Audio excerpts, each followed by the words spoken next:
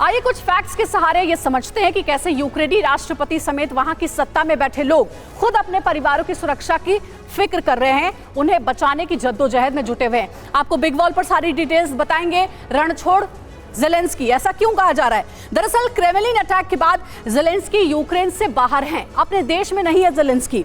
और उसके बाद ज़ेलेंस्की के लौटने की कोई तारीख नहीं बताई जा रही है, पता ही नहीं चल रहा है कि वो वापस कब आएंगे। ज़ेलेंस्की की पत्नी भी इस वक्त ब्रिटेन में है, वो भी यूक्रेन में मौजूद नहीं है। और साथ ही यूक्रेन के कई ऐसे मंत्री हैं और उनकी पत्नियां देश से बाहर बताई जा रही हैं। तो इस वक्त ज़ेलेंस्की के लिए चौतरफा जो है वो परेशानी खड़ी हो चुकी है क्रेमलिन पर हुए अटैक के बाद। ज़ेलेंस्की भी दौरों के बहाने काफी समय विदेश में ही रह रहे हैं। पहले जाते हैं फिनलैंड, उसके बाद नीदरलैंड जाते हैं। और इसके बाद सवाल क्या उठते हैं, सवालों को जानना बहुत जरूरी है। 3 बड़े सवाल ये कि क्या जब जब ज़ेलेंस्की को खतरा महसूस होता है तब वो यूक्रेन छोड़ देते हैं अपनी जान बचाने के लिए, खुद को महफूज रखने के लिए?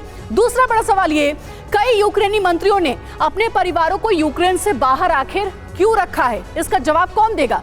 तीसरा अहम सवाल है कि क्या यूक्रेनी सत्ता से जुड़े लोगों ने खुद को सुरक्षित रखने के लिए देश को युद्ध में झोंक रखा है? ये 3 बड़े सवाल हैं जिसका जवाब अभी तक ज़ेलेंस्की की ओर से नहीं मिला है। क्रेमलिन पर हमले के बाद यूक्रेन से बदला लेने के लिए प्रेसिडेंट पुतिन ने खुद मोर्चा संभाल लिया है, खुद को क्रेमलिन के न्यूक्लियर वॉर रूम में कैद कर लिया है और इसके साथ ही अपने एन विनाशकों को वॉर जोन में उतार दिया है। तो क्या क्रेमलिन का प्रतिशोध पुतिन एन विस्फोट के जरिए लेंगे?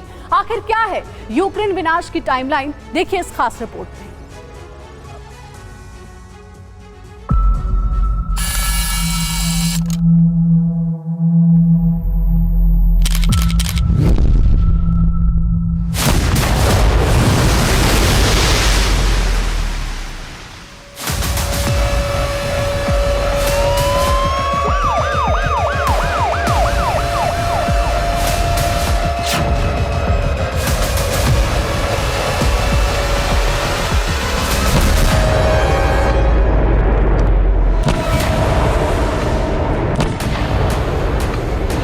क्रेमलिन पर अटैक तो हो चुका है, मगर अगले 24 घंटे में यूक्रेन एटमी कोहराम से दहल उठेगा।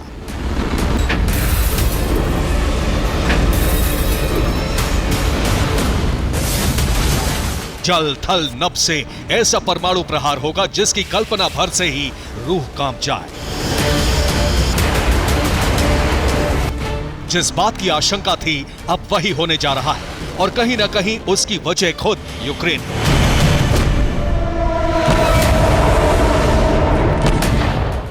दरअसल 3 मई को मॉस्को के द ग्रैंड क्रेमलिन पर ड्रोन अटैक हुआ। फिदाइन ड्रोन अटैक से जुड़ी तस्वीरें भी सामने आई, जिसमें एक ड्रोन क्रेमलिन के गुंबद के बिल्कुल पास आया और उसके बाद ड्रोन में जोरदार ब्लास्ट हुआ।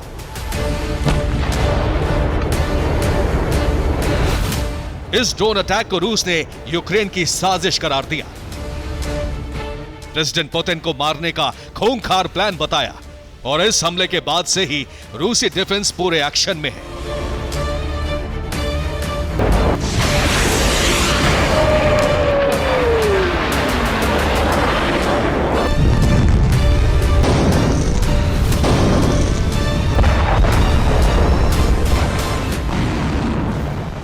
प्रेसिडेंट पुतिन ने खुद मोर्चा संभाल लिया है और जानते हैं इस बार यूक्रेन के खिलाफ सिर्फ मिलिट्री ऑपरेशन नहीं बल्कि न्यूक्लियर विनाशकों का रिएक्शन होगा, क्योंकि क्रेमलिन पर अटैक के बाद रूसी डिफेंस ने एटमी हमले की तैयारी कर ली है। रूस ने अपने एयरबेस को हाई अलर्ट पर रखा है, परमाणु हथियारों को एयरबेस पर लाया गया है। एंगल्स और शाइकोव का एयरबेस पर न्यूक्लियर वेपन तैनात हुए हैं। TU-160 और TU-95 MS बॉम्बर्स की भी तैनाती हुई है। वहीं TU-22 M3 bomber alert mode पर रखा गया है।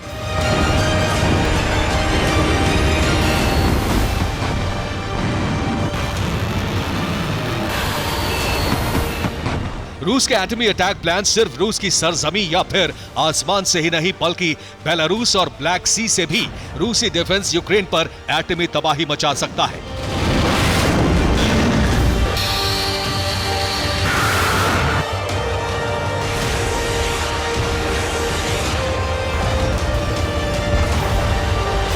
क्योंकि बेलारूस और ब्लैक सी में भी पुतिन ने अपने परमाणु ट्रायड को एक्टिव कर दिया है। और जो अपडेट सामने आ रहा है उसके मुताबिक रूसी डिफेंस बेलारूस के सैनिकों को एटमी हमले की ट्रेनिंग दे रहा है। बेलारूस को स्कंदर मिसाइल के इस्तेमाल की ट्रेनिंग दी जा रही है। इसके लिए रूसी डिफेंस ने स्ट्रैटेजिक ऑपरेटर्स को बेलारूस भेजा है। इतना ही नहीं, रूसी नेवी की ब्लैक सी फ्लीट एक्शन के लिए तैयार है।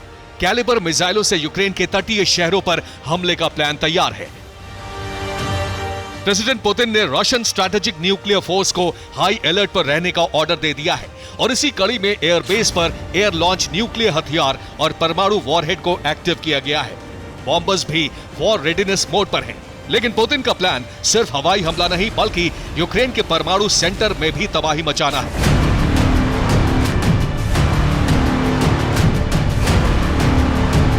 और ये दावा इंटरनेशनल एटॉमिक एनर्जी एजेंसी यानी IAEA ने किया है। दरअसल एटमी हथियारों की निगरानी करने वाली इस संस्था ने आशंका जताई है कि यूक्रेन के ज़ैपोरिज़िया न्यूक्लियर प्लांट को रूस तबाह कर सकता है। न्यूक्लियर प्लांट की यूनिट 4 में रूस ने विस्फोटक इकट्ठा कर रखे हैं। किसी भी वक्त रूसी सेना ज़ैपोरिज़िया प्लांट में धमाका कर सकती है।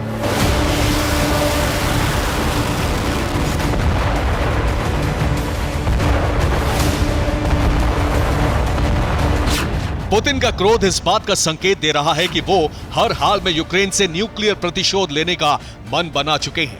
पुतिन का मकसद सिर्फ एक है, यूक्रेन का संपूर्ण विनाश। और इसके लिए प्रेसिडेंट पुतिन ने न्यूक्लियर वॉर रूम की कमान खुद संभाल ली है।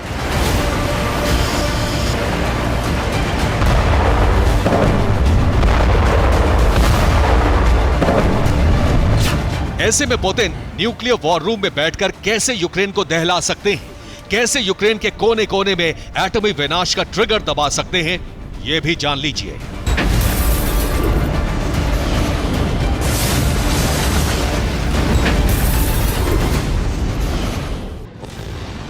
मतलब यह कि जिस बम से महाविनाश होता है, जिसके एक प्रहार से बेहिसाब तबाही मच सकती है, जो बम इंसानी वजूद के लिए सबसे बड़ा खतरा है, उसी विनाशक का इस्तेमाल 80 साल बाद महाबली रूस करेगा। रूस यूक्रेन जंग के बीच प्रेसिडेंट पुतिन परमाणु ट्रिगर दबाएंगे और यह ऐलान खुद रूसी राष्ट्रपति ने क्रेमलिन अटैक के बाद कर दिया है। पुतिन के तेवर इस बात का साफ और सीधा संकेत दे रहे हैं कि अब रूस यूक्रेन के बीच बम गोला बारूद से नहीं बल्कि परमाणु बमों से प्रचंड युद्ध होगा। क्रेमलिन का बदला लेने के लिए रूसी राष्ट्रपति असली जंग का आगाज तो अब करेंगे और इसके लिए रूस ने न सिर्फ अपने एटमी जखीरों को एक्टिव किया है बल्कि परमाणु हमला करने वाले बम वर्षकों और मिसाइलों को भी वॉर जोन में उतार दिया है, जिनका मकसद है यूक्रेन का वजूद दुनिया के नक्शे से मिटाना। Bureau report, TV9 Bharatvarsh.